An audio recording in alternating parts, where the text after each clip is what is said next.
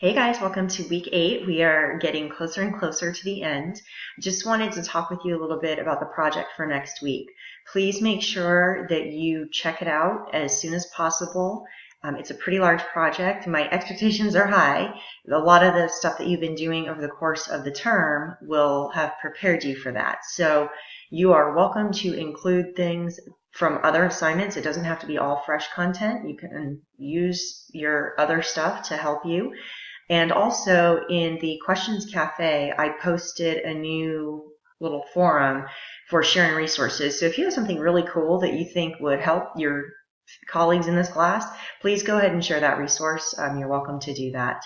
If you have questions about the assignment, please let me know. And also, I really encourage you to submit before the deadline. If it gets to the deadline and it passes and then I can't open your assignment for some reason or I can't access it, I can't grade it. So please try to submit before the deadline so that we don't run into that issue.